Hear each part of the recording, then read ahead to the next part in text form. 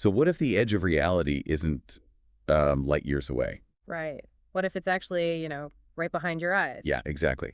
Because we are so deeply conditioned to just look up at the night sky and see uh, this cold, empty void. Oh, totally.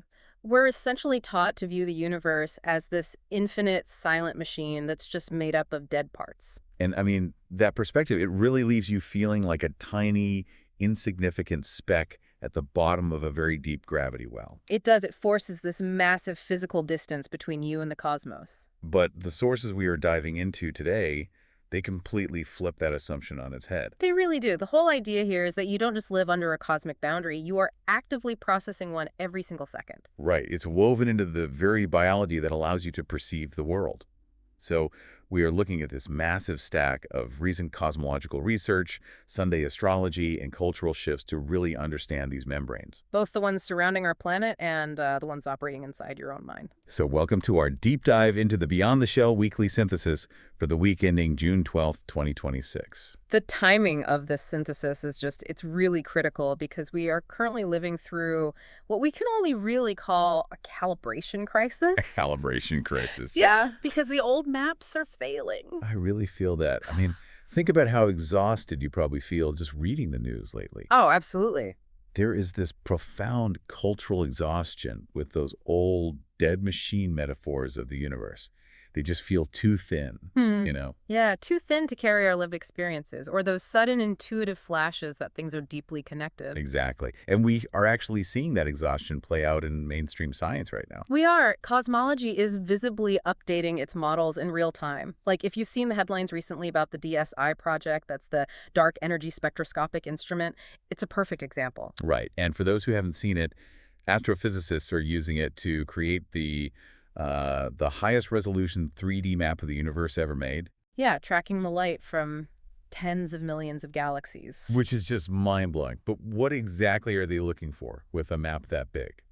Well, they are trying to measure the expansion rate of the universe. For decades, the standard dead machine model just assumed that dark energy, the force pushing the universe apart, was a constant. Like a fixed gear in the machine. Exactly. But the DSI data is suggesting that dark energy might actually be shifting, it might be weakening over time. Wow. So the public map of the universe is cracking and being revised right in front of us.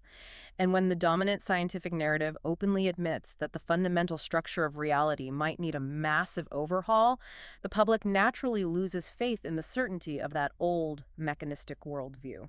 It's like society's trying to run this massive futuristic software update. But our current operating system keeps crashing under the weight of the new data. That's a great way to put it. The old physics just don't explain human consciousness or meaning or these altered states people are experiencing. So what do we do when the modern map fails? We don't invent a new one from scratch. Right. We're seeing what this week's research calls the Great Remembrance. Yeah.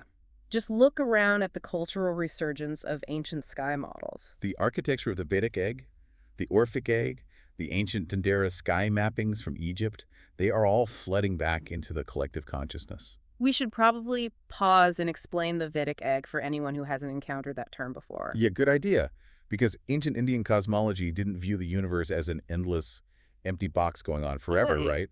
They described it visually and conceptually as a literal egg, the Brahmanda. An egg. Yeah, a bounded layered sphere, a womb. In that model, the universe is not an infinite void. It has a shell, and reality is layered concentrically within it. It's a closed system designed to incubate whatever is growing inside. Exactly. But we don't really use those ancient words today. No, we dress them up in tech clothes. We really do. People talk about simulation theory or living in a holographic universe. Right? They say things like observer-conditioned interface. Think about how a video game engine works. It doesn't render the entire digital universe all at once. To save processing power, it only renders the room you are currently standing in, the wall you're currently looking at. And when someone uses that modern vocabulary, they're really just describing a very old memory system. Yes. The ancients used the symbol of a cosmic egg or a layered shell. We use the metaphor of a digital dashboard.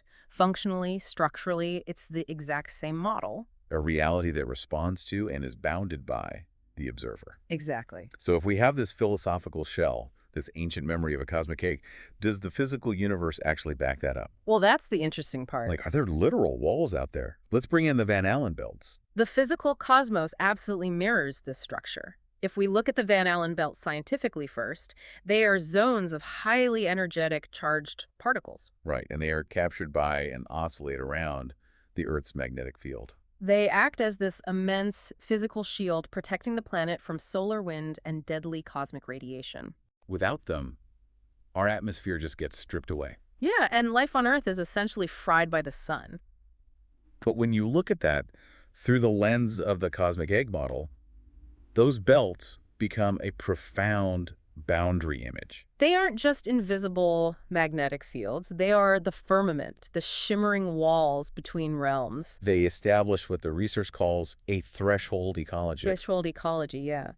A boundary where the raw, chaotic, infinite energy of the broader cosmos hits a filter, stepping it down so that localized life can actually exist. Wait, I struggle with this a bit, though. How so? If you tell people they are surrounded by an impenetrable boundary, they are naturally going to feel trapped. Oh, sure. I mean, if you spend enough time on alternative cosmology forums, you see people constantly calling Earth a prison planet. They view the Van Allen belts as a cage keeping us in. Right. So how is this boundary not just a giant prison? Well, that fatalistic view is a fundamental misreading of what a boundary is actually designed to do. It really reminds me of a greenhouse. Oh, I like that. Walk me through it. Well, think about being inside a greenhouse. Yes, it traps you. It has glass walls. It has a roof. You can't just walk out of it. Right. But the purpose of a greenhouse isn't to punish the seed planted inside.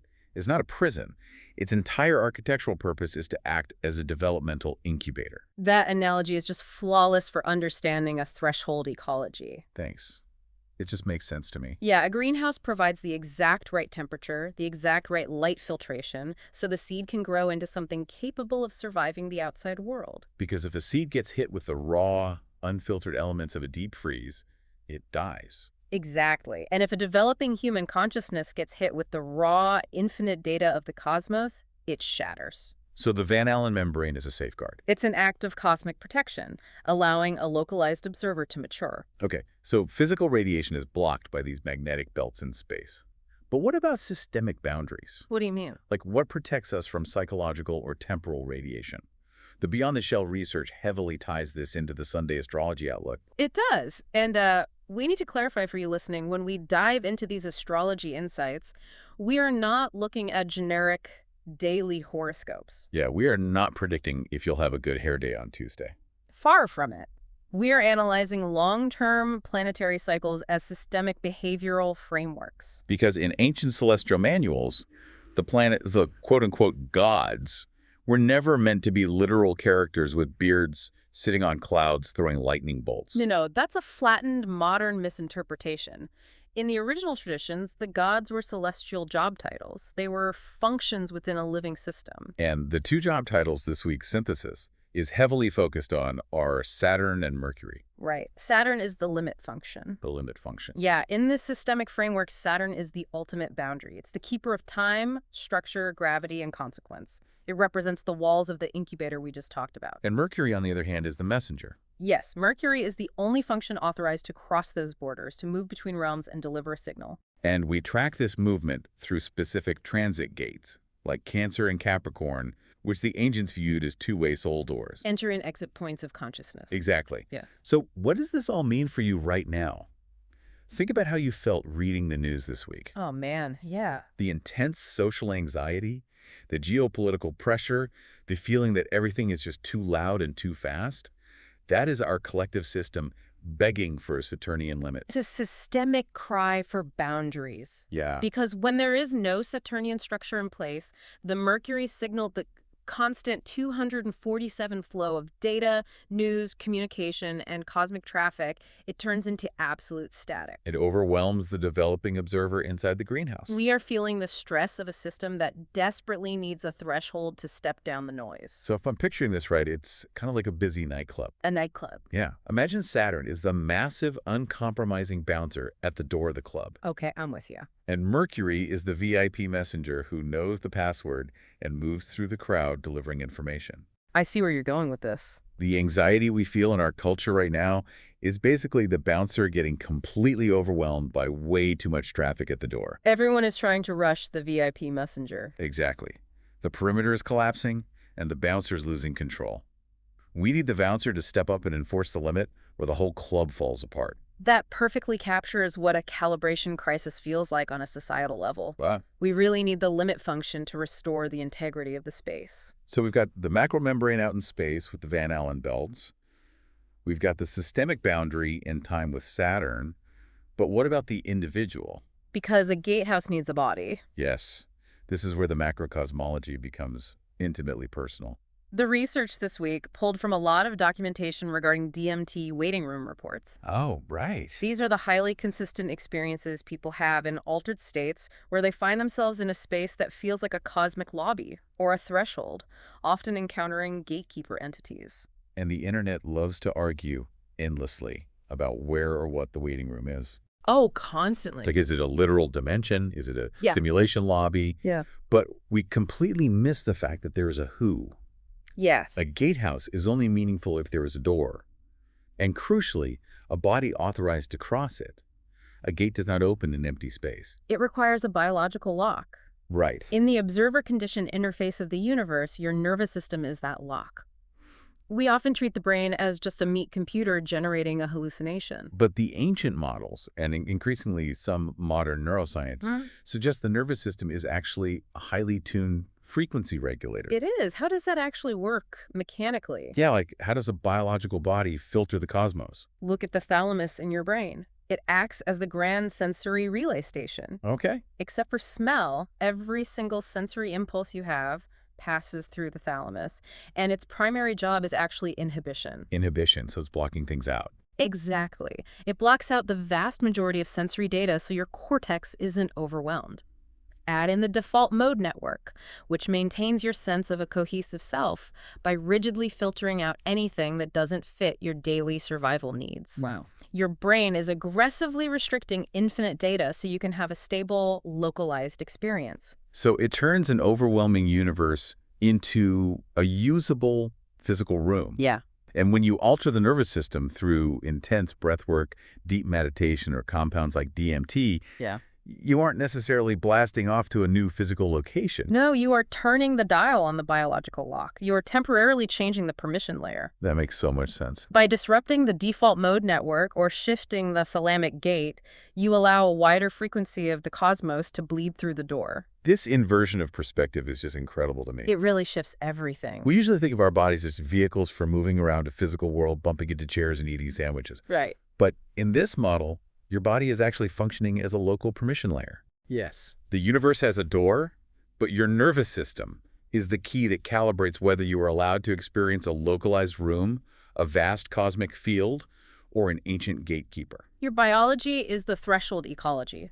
Those gatekeepers, those shimmering walls, the intense boundaries people report in altered states, those are representations of your own nervous system enforcing the limit. It's the micro version of the Van Allen belts. Exactly. Your body is fiercely protecting your localized consciousness from being completely dissolved by the infinite.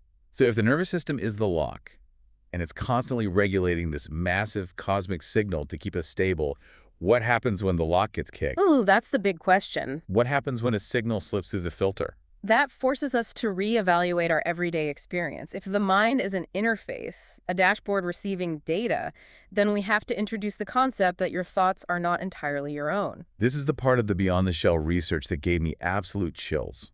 It challenges our deepest assumptions about the self.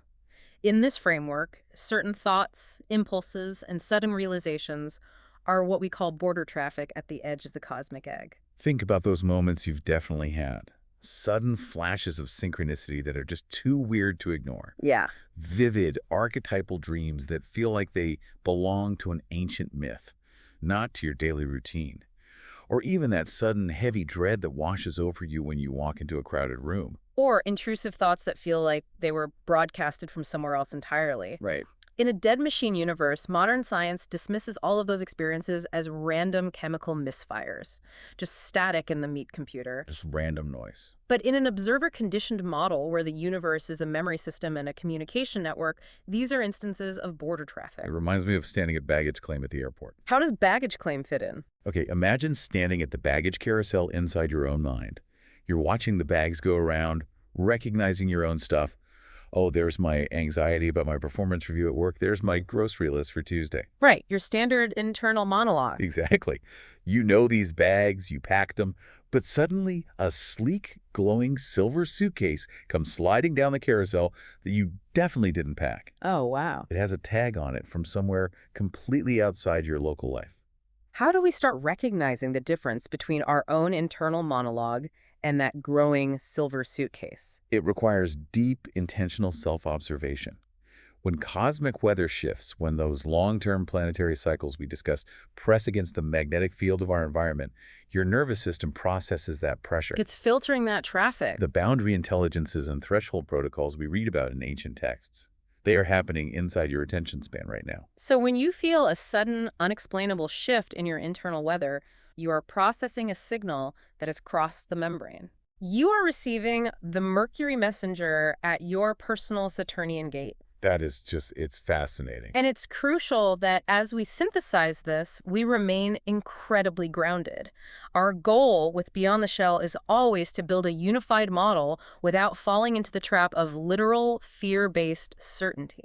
Yes, we do not need to claim that the latest quantum gravity paper mathematically proves the Earth is hollow, No, definitely not. or that astrophysicists are running a massive conspiracy to hide ancient myths. We don't need the paranoia. The truth is far more elegant than a conspiracy theory. The patterns repeat because the architecture of reality repeats, as above, so below. Right. The torus, the magnetic field, the layered spheres of the Vedic egg, the celestial job titles, the filtering mechanisms of your own brain, they're all durable, repeating, symbolic interfaces for a universe that operates like a memory system. We aren't facing an apocalyptic end of the world right now, despite what the headlines of the algorithms want you to feel. Not at all. What we are witnessing is a culture outgrowing its old, dead metaphors. We are remembering the developmental shell that holds us. The incubator is working perfectly. The cosmic egg is a working map for orientation. It's designed to help you navigate an interface that responds directly to your level of awareness. Which is such an empowering thought. It really is. We are safely held within that incubator, protected by the magnetic walls above and the biological filters within. Which brings us back to where we started. You don't just live under a cosmic boundary, you process one every single second. Yeah. As you head into your weekend and prepare for the next cycle, I want to leave you with an empowering directive. Take some time to observe your own baggage claim. Watch your border traffic. Exactly. Notice the thoughts that cross your mental checkpoint, and notice the limits you naturally have to establish to stay sane. Because a filter implies something is waiting on the other side. Right. If the Van Allen belts are out there protecting the physical world from the raw, chaotic power of the cosmos, and your nervous system's in here, protecting your mind from an infinite, unfiltered signal, what exactly is the universe trying to broadcast to you right now? And what part of you is mature enough to finally let it cross the threshold?